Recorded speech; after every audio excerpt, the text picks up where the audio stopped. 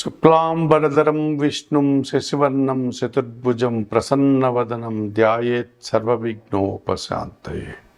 అగజానన పద్మార్కం గజానన మహర్నిశం అనేకదంతం భక్తానాం ఏకదంతముపాస్మహే. నీలాంజన సమాభాసం రౌపిత్రం యమాగ్రజం ఛాయామార్తాండ సంభూతం తం నమామి శనీశ్వరం. జ్యోతిషాభిమానులందరికీ నమస్కారాలు. 2025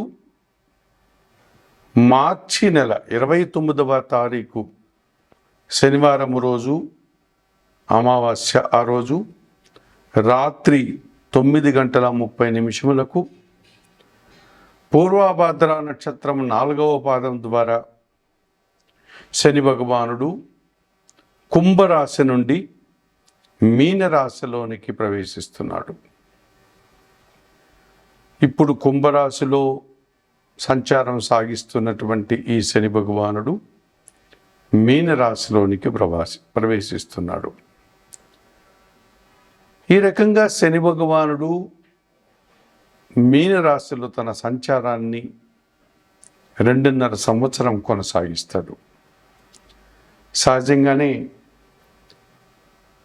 నవగ్రహాలలో శని భగవానుడికి ఒక ప్రత్యేకమైనటువంటి విశిష్టమైనటువంటి స్థానం ఉంది. ఈయన మెల్లదనానికి కారకుడు, శ్రమజీవనానికి కారకుడు, కర్షకులు, కార్మికులు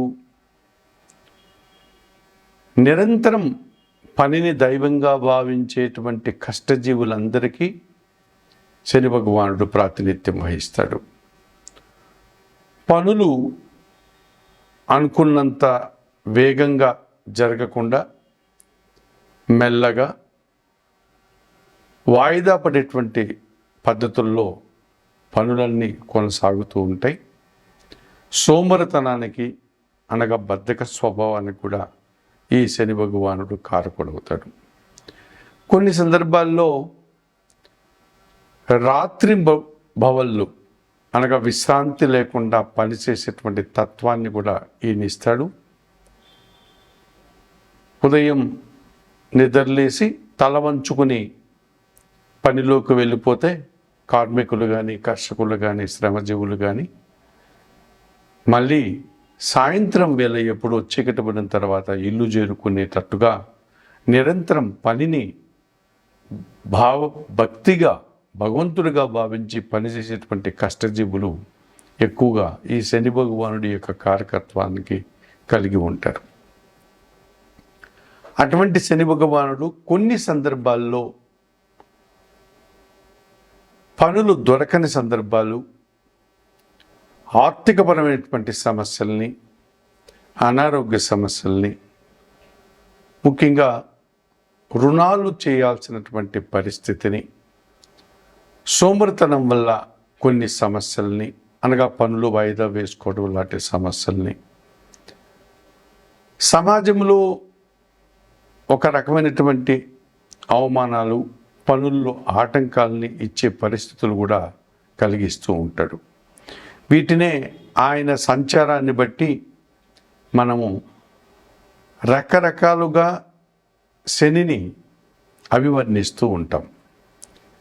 ఇప్పుడు మీనరాశిలోనికి శని భగవానుడు ప్రవేశించగానే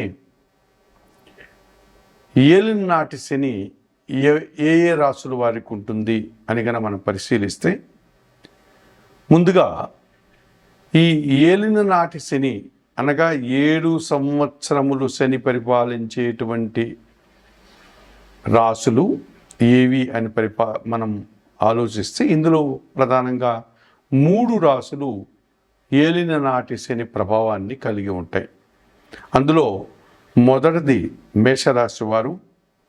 ఈ మేషరాశి వారికి వ్యయములో అనగా 12వ భావములోనికి శని ప్రవేశిస్తాడు మీనరాశిలోనికి.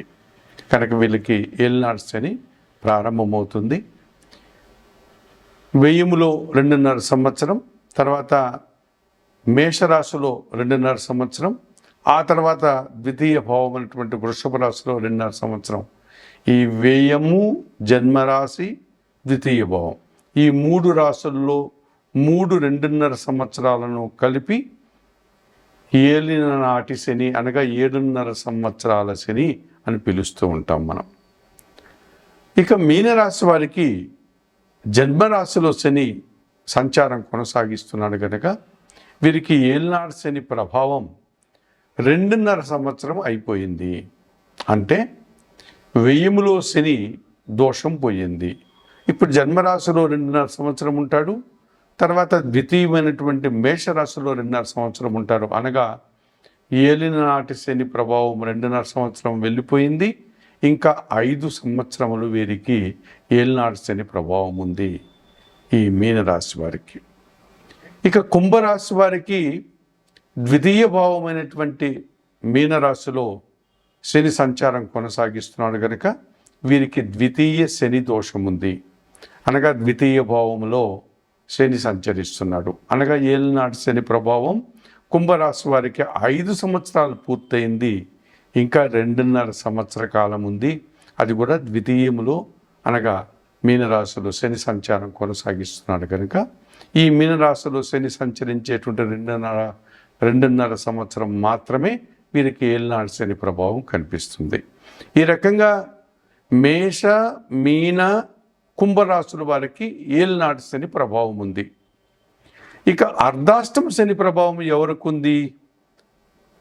అర్ధాష్టమము అంటే అష్టమము అనగా 8, అందులో సగాన్ని అర్ధాష్టమము అనగా చతుర్థ భావము. ధనస్సు రాశి వారికి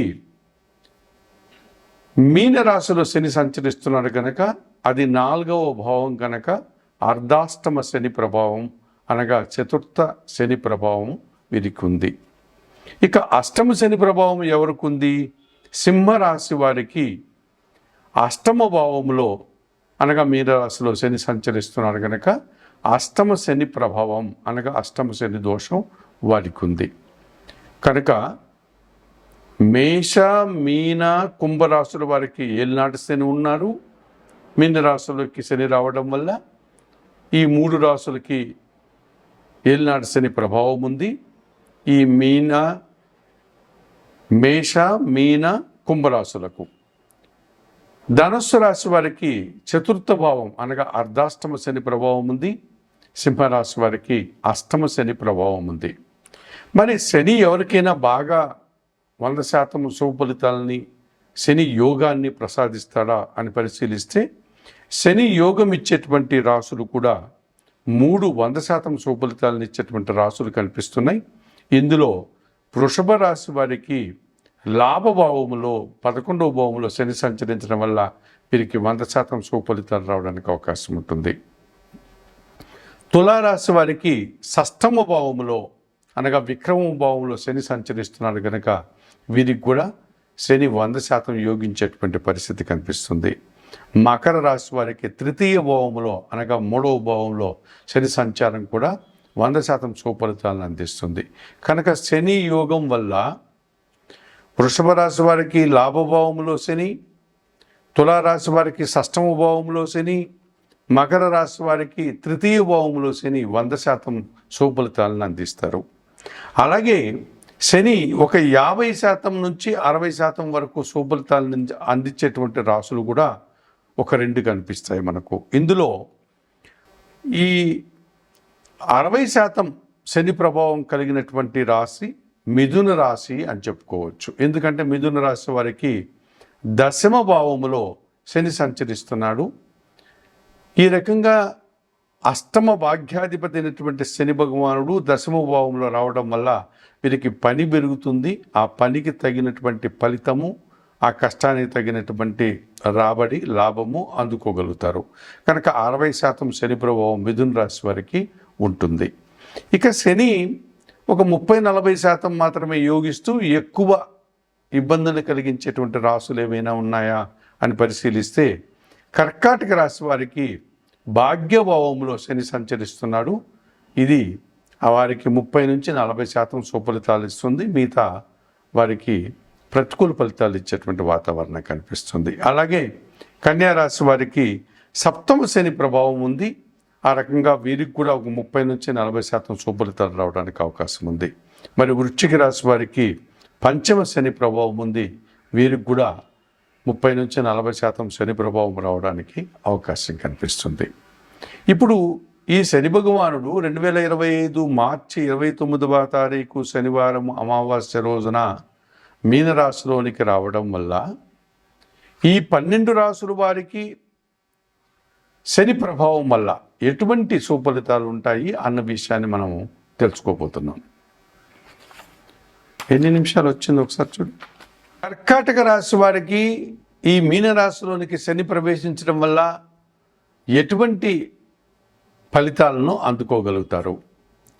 సహజంగా 2025 మార్చి 29వ తారీఖు శనివారం అమావాస్య రోజున కుంభరాశిలోని శని భగవానుడు మీనరాశిలోనికి ప్రవేశించడం వల్ల ఈ కర్కాటక రాశి వారికి సప్తమ అష్టమాధిపతి అయినటువంటి శని భగవానుడు భాగ్యభావంలో ఆయన సంచారాన్ని కొనసాగించడం వల్ల రాబోయేటువంటి ఈ 2.5 సంవత్సర కాలంలో వీరికి ఒక 30-40% సుఫలితాలు రావడానికి అవకాశం ఉంటుంది.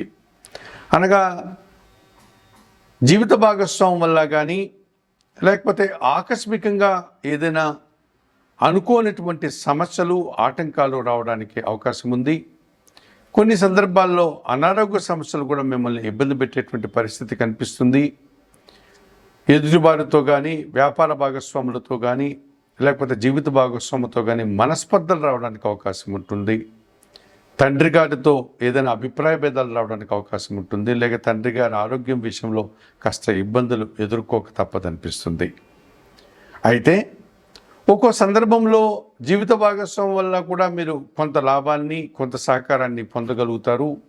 వ్యాపార భాగస్వాముల నుంచి కానీ జనాల నుంచి కూడా కానీ కొంత మీరు సుఫలితాలు అందుకోవడానికి సహకారాన్ని అందుకోవడానికి అవకాశం ఉంటుంది.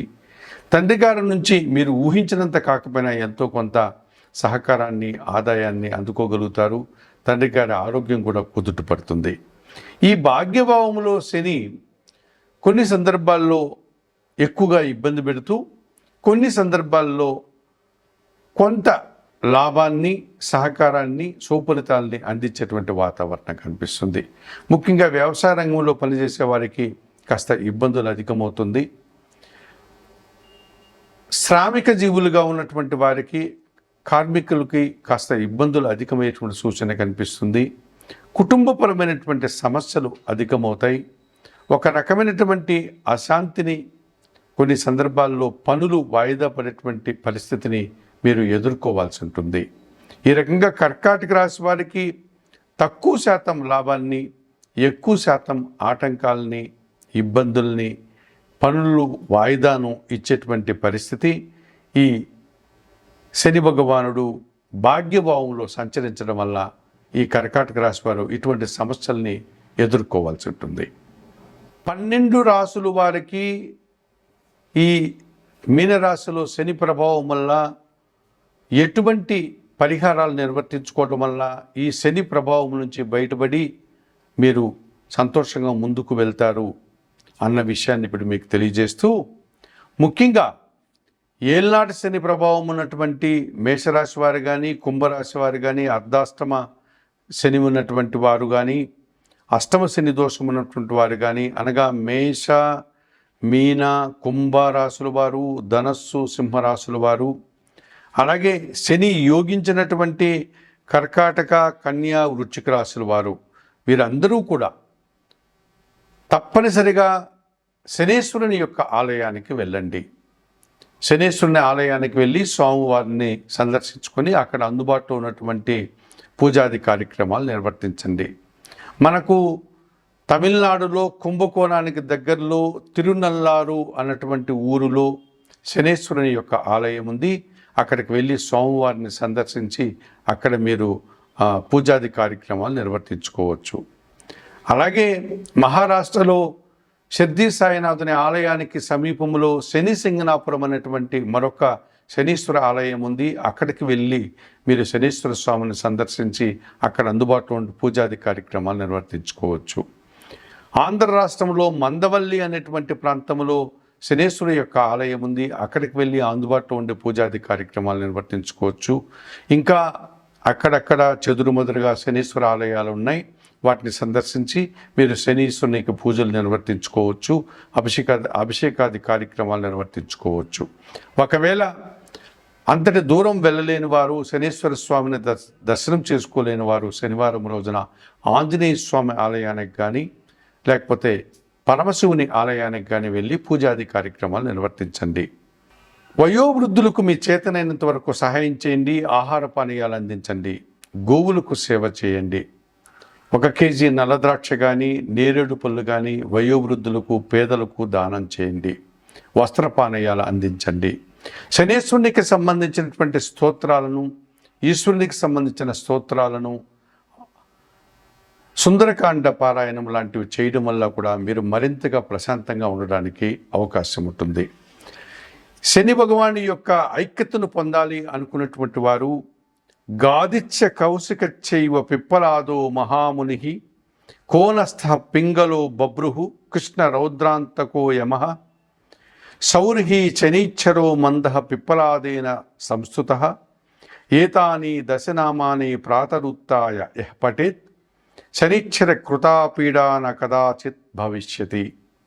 సూర్యపుత్రో దీర్ఘదేహః విశాలాక్షః శివప్రియః మందచారః ప్రసన్నాత్మా పీడాం హరతు మే శనిః తాండవం సహజం యస్య పరమాణుస్వరూపిణః దివ్యరూపం శివం శాంతం వందే శంభుం ఉమాపతిం అని శనేశ్వరుని యొక్క స్తోత్రాన్ని కూడా చదువుకోవడం వల్ల శని ప్రభావం నుంచి మీరు బయటపడి ప్రశాంతంగా మీరు ఉండగలుగుతారు. చెప్పినటువంటి విషయాలన్నీ స్వీకరిస్తూ పరిహారాలు పాటిస్తూ ఈ శని ప్రభావం వల్ల యోగాన్ని పొందేవారు కానీ శని ప్రభావం వల్ల ఇబ్బంది పడేవారు అందరూ కూడా శని దోషాన్ని పరిష్కరించుకునే ఆయురారోగ్యాలతో ఆర్థిక అభివృద్ధిని పొందాలని మనస్ఫూర్తిగా కోరుకుంటూ సర్వే జనా సుఖినో భవంతు. నమస్కారం.